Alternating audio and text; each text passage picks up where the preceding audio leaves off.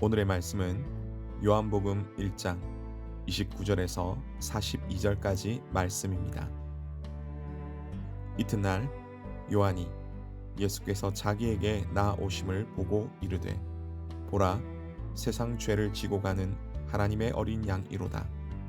내가 전에 말하기를 내 뒤에 오는 사람이 있는데 나보다 앞선 것은 그가 나보다 먼저 계심이라 한 것이 이 사람을 가리킴이라. 나도 그를 알지 못하였으나 내가 와서 물로 세례를 베푸는 것은 그를 이스라엘에 나타내려 함이라 하니라. 요한이 또 증언하여 이르되 내가 보매 성령이 비둘기같이 하늘로부터 내려와서 그의 위에 머물렀더라. 나도 그를 알지 못하였으나 나를 보내어 물로 세례를 베풀라 하신 그 이가 나에게 말씀하시되 성령이 내려서 누구 위에든지 머무는 것을 보거든 그가 곧 성령으로 세례를 베푸는 이인 줄 알라 하셨기에 내가 보고 그가 하나님의 아들이심을 증언하였노라 하니라. 또 이튿날 요한이 자기 제자 중 두 사람과 함께 섰다가 예수께서 거니심을 보고 말하되 보라, 하나님의 어린 양이로다. 두 제자가 그의 말을 듣고 예수를 따르거늘 예수께서 돌이켜 그 따르는 것을 보시고 물어 이르시되 무엇을 구하느냐? 이르되 랍비여 어디 계시오니까 하니 랍비는 번역하면 선생이라. 예수께서 이르시되 와서 보라. 그러므로 그들이 가서 계신 데를 보고 그날 함께 거하니 때가 10시쯤 되었더라. 요한의 말을 듣고 예수를 따르는 두 사람 중에 하나는 시몬 베드로의 형제 안드레라. 그가 먼저 자기의 형제 시몬을 찾아 말하되 우리가 메시아를 만났다 하고 메시아는 번역하면 그리스도라. 데리고 예수께로 오니 예수께서 보시고 이르시되 내가 요한의 아들 시몬이니 장차 게바라 하리라 하시니라. 게바는 번역하면 베드로라. 아멘. 오늘 읽은 말씀을 가지고 역사적인 만남이라는 제목으로 함께 묵상해 보고자 합니다.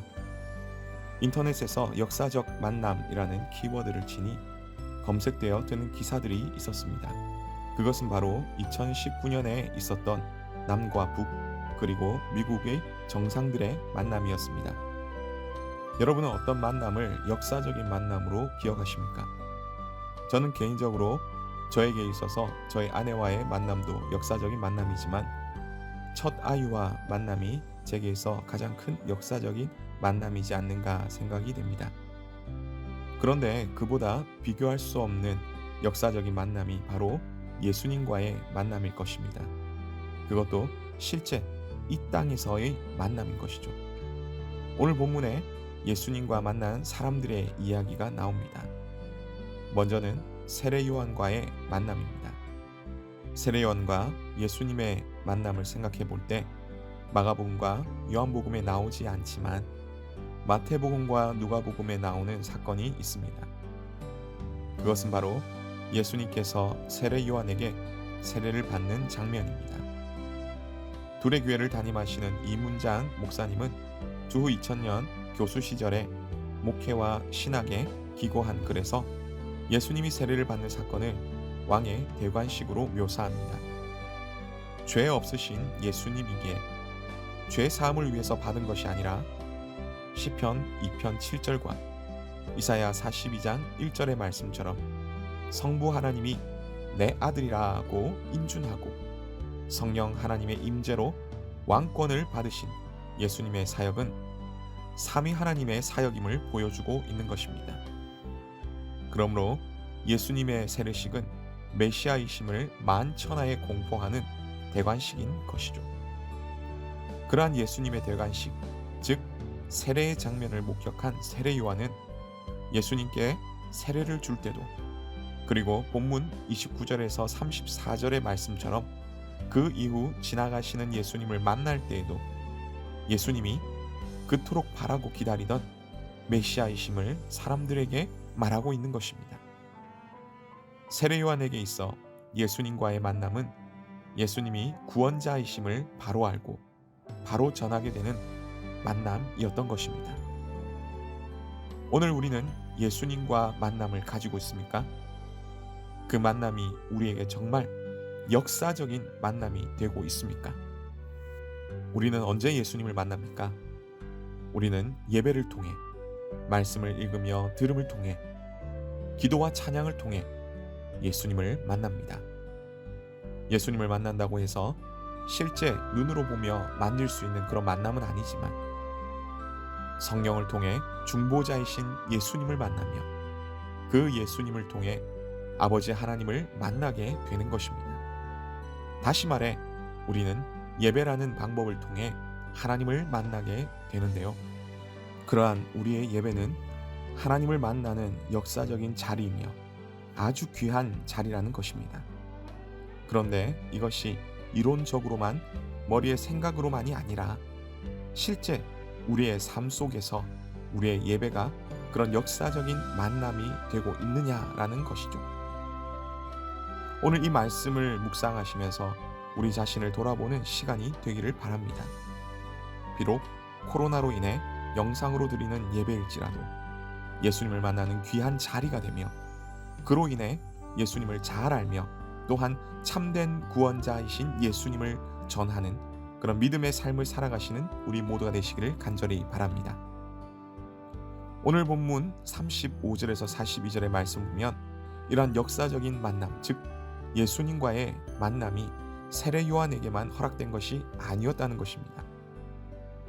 이러한 만남은 세례 요한의 두 제자 안드레와 오늘 본문을 기록한 사도 요한과 무엇보다도 예수님의 수제자였던 베드로에게 허락된 만남이었다는 것이죠.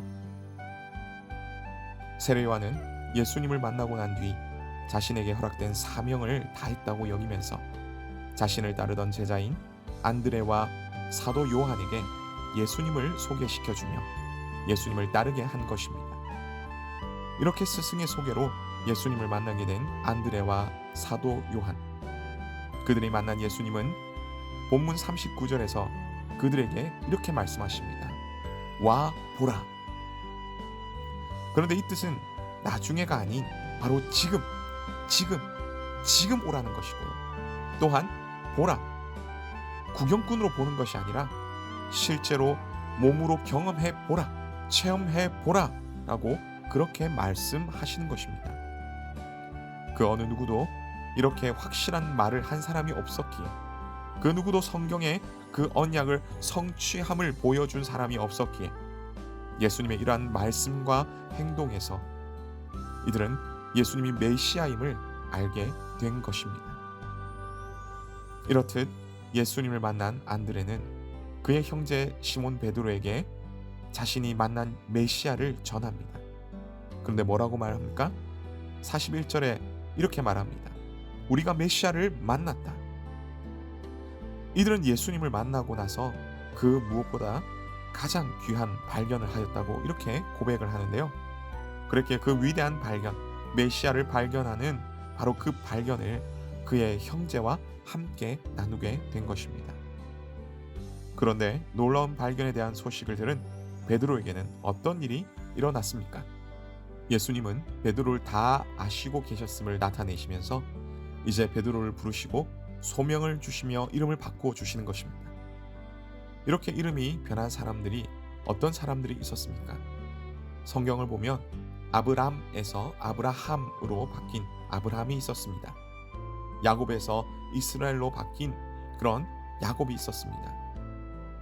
박영선 목사님의 하나님의 열심이라는 책에서 말하듯 하나님이 단순히 이름만을 바꾸어 주시는 것이 아니라 이름에 합당하게 살아가도록 만들어 가셨다는 것입니다. 그래서 아브라함이 아브라함이 된 것은, 이스라엘이 이스라엘 된 것은 하나님의 열심이 그들을 그렇게 만들어 갔다라고 말씀합니다. 그런데 이것이 아브라함과 이스라엘 뿐이겠습니까?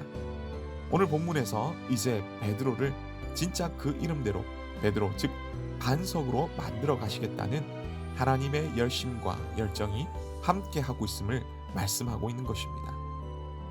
실제 예수님은 어떻게 하셨습니까? 요한복음 21장에 보면 낙심한 베드로를 찾아가 다시 힘을 주시며 그 사역들을 감당하게 하신 것입니다. 이런 하나님의 열심은 또한 오늘 우리에게 은혜의 자리로 초청하고 있습니다. 그 하나님의 은혜 속에 들어와 함께 경험해 보지 않겠니? 라고 우리에게 말씀하시는 것이죠. 오늘 우리는 이렇게 우리를 은혜의 자리로 초청하시는 하나님을 깊이 만나기를 원합니다. 무엇보다 베드로를 베드로 되게 하신 하나님은 그 열심으로 오늘 우리 모두를 참된 그리스도인이 되게 하기 위해 힘쓰시고 있다는 것을 우리는 기억해야 할 것입니다. 이것을 기억하며 하나님과 함께 힘을 합쳐 믿음으로 나아가시는 그런 우리 모두가 되시기를 간절히 바랍니다. 오늘 말씀을 통해 세례 요한이 예수님을 만나고 나서 예수님을 깊이 알고 그 예수님을 전하는 삶을 살아갔던 것처럼 하나님을 만나는 자리인 우리의 예배 그 자리를 시간마다 역사적인 만남의 자리로, 역사적인 만남의 시간으로 만들어가기를 간절히 바랍니다.